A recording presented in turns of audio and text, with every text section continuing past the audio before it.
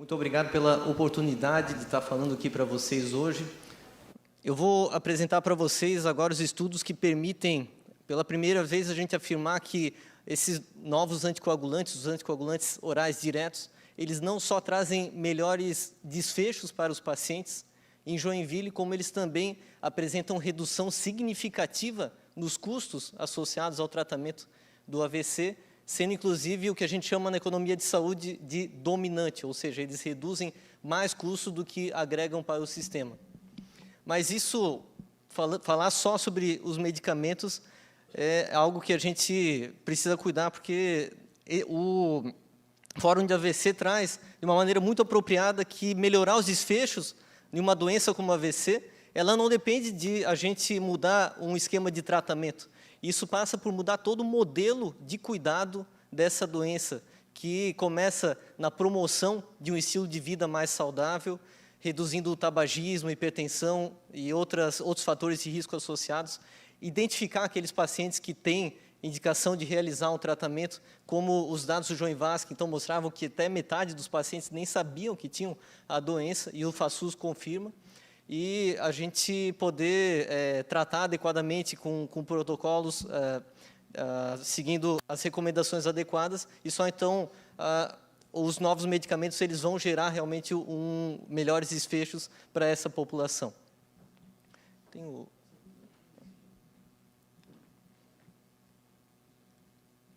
Tendo dito isso, como foi colocado pelo Dr. Marcelo, a gente tem uma quantidade significativa de AVCs em Joinville, quase mil casos por ano só do município de Joinville, e 1/3 deles são por doenças cardioembólicas, ou seja, o AVC cardioembólico ele é a principal causa de AVC que a gente consegue identificar hoje no município do Joinville. E, infelizmente, ele tem desfechos muito piores do que as outras doenças. Ele está associado a AVCs mais graves, aqueles com NIH maior do que 10, 36% então, dos AVCs cardioembólicos se apresentam no hospital com um quadro grave, comparado a 18% de todas as outras causas. E a letalidade, ou seja, aqueles pacientes que evoluem para óbito, chega a 12% comparado a 6%, ou seja, chega a 2 vezes mais os casos em geral. Então, com base nisso, foi desenvolvido o programa FASUS, que o Dr. Marcelo estava comentando, né? E a gente tem, para o tratamento desses pacientes, no qual foi feito o diagnóstico de fibrilação atrial, a maioria deles vai ter indicação de realizar um tratamento anticoagulante para limitar esse risco de ter um AVC isquêmico.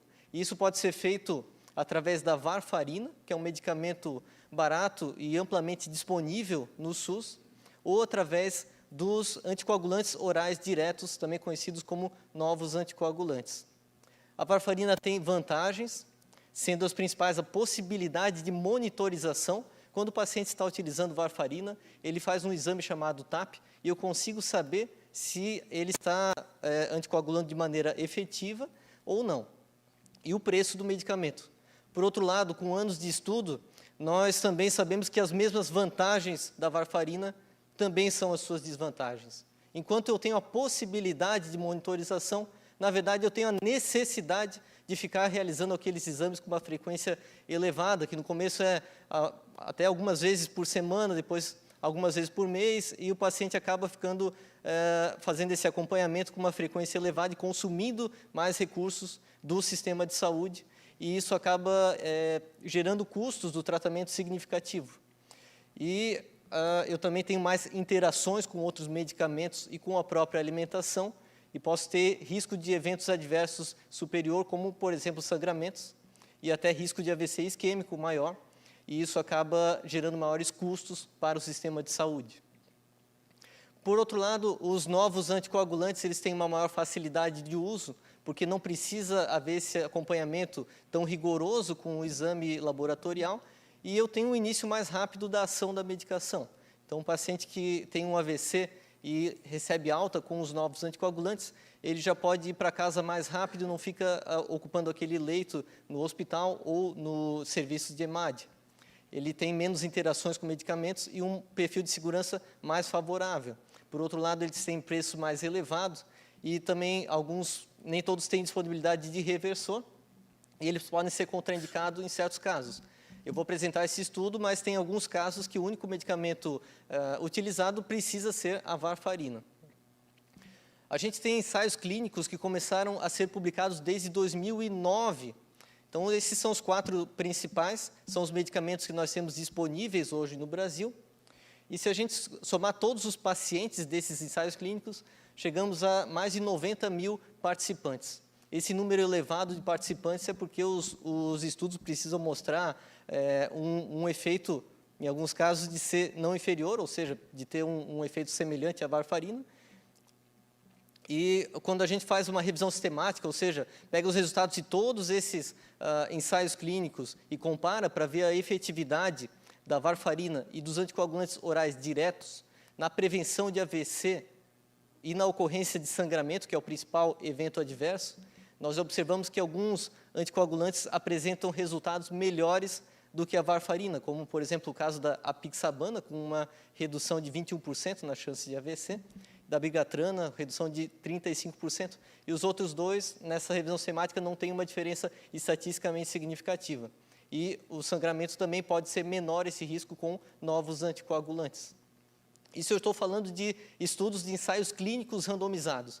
Um conceito essencial é que os ensaios clínicos randomizados, eles exigem que os pacientes façam um controle bastante rigoroso, então eles precisam fazer um acompanhamento pelos próprios protocolos dos estudos. Então, a gente tem essa percepção de que o paciente que está em um ensaio clínico randomizado, na verdade, ele tem um controle melhor do que o paciente que vai de alta no SUS depois de um AVC, porque ele tem esse maior acesso aos profissionais e maior controle. Estão perguntando com mais frequência para esse paciente, né, sobre o uso do medicamento. E os pacientes dos estudos, eles precisavam estar utilizando a varfarina e mantendo esse controle dentro do alvo, né? Hoje nós temos dados de mundo real do próprio Joen Vasque. Nos últimos 10 anos, nós tivemos 307 pacientes que receberam alta pós-AVC utilizando varfarina e 386 pacientes que receberam alta utilizando novos anticoagulantes. Então, agora a gente pode fazer um estudo observacional que permite comparar os desfechos, os resultados de longo prazo desses pacientes e saber qual que funciona melhor. Nós removemos todos os pacientes com doença valvar, que é uma condição que tem maior risco de AVC e só pode ser tratada com a varfarina. E é importante apontar que nós fizemos um balanceamento das características de base desse paciente, para dar um maior equilíbrio entre os dois grupos e deixar essa comparação mais próxima de um estudo do tipo ensaio clínico, né, para a gente realmente poder dizer que esses grupos são similares nas suas características. Esse balanceamento, então, ele dá um peso maior ou menor para alguns pacientes desse grupo de 300 de cada lado. E assim a gente tem, então, os grupos bem comparáveis. Esse é um gráfico que mostra a frequência de eventos no segmento pós-AVC nesses pacientes.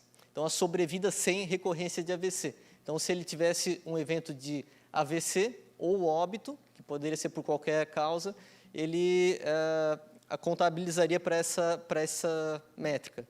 Então, observem que após 36 meses de acompanhamento, no grupo de anticoagulantes orais diretos, 68% estavam sem AVC ou óbito, comparado a 55% naquele grupo com varfarina. Isso representa uma redução na chance, um odds ratio, de 42% a menos no grupo com novos anticoagulantes. Então, isso nos traz sinais de que esses dados de mundo real realmente reforçam que os novos anticoagulantes são mais eficazes e mais seguros do que a varfarina.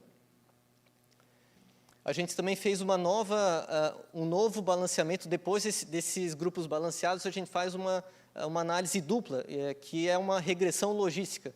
Então, essa regressão ela permite levar em consideração todas essas variáveis mais uma vez para ver o impacto de cada uma no risco de AVC. E a gente vê, então, que o uso de anticoagulantes orais diretos está associado a uma redução de 41% na chance de ter um AVC ou óbito no segmento. Esses dados que eu apresentei, eles nos sugerem que os anticoagulantes orais diretos, eles realmente são mais efetivos para o tratamento do pós-AVC no SUS, né, na população de Joinville, mas isso não resolve todos os nossos problemas. Nós precisamos, além disso, saber qual é o impacto financeiro do uso desses medicamentos. Afinal, como eu apontei anteriormente, eles são mais caros, a compra deles é mais cara do que a varfarina. Para fazer essa comparação, existe uma metodologia, então a gente faz uma análise de custo-efetividade e faz uma simulação dos benefícios e dos custos daqueles pacientes que receberam varfarina ou novos anticoagulantes. A gente utiliza um modelo chamado modelo de Markov, que faz uma simulação ao longo dos próximos 30 anos, como seria se o paciente estivesse utilizando varfarina ou novos anticoagulantes. E o risco a cada ano de ter um AVC isquêmico, um AVC hemorrágico ou outro sangramento ou evoluir para o óbito. Então, quando a gente faz essa simulação, colocando essa diferença de risco dos eventos com anticoagulantes orais e varfarina, nós observamos uma diferença bem significativa. Para informar o modelo, então, nós utilizamos esses preços dos medicamentos. Gostaria de apontar que, felizmente, nós tivemos a quebra da patente de alguns desses anticoagulantes orais diretos recentemente, por exemplo, a dabigatrana em 2020, rivaroxabana em 2022 e a pixabana em 2023. Então, isso reduziu significativamente o preço de compra desses medicamentos e acabou barateando e tornando o tratamento ainda mais custo-efetivo.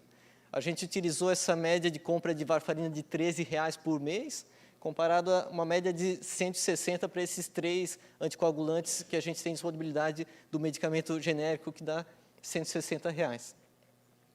Então, colocando esses preços e também o custo de ter um AVC no segmento, nós temos uma diferença bem significativa, e o que nos espanta é que é uma diferença que pesa para o lado dos novos anticoagulantes serem mais baratos no longo prazo do que o uso da varfarina.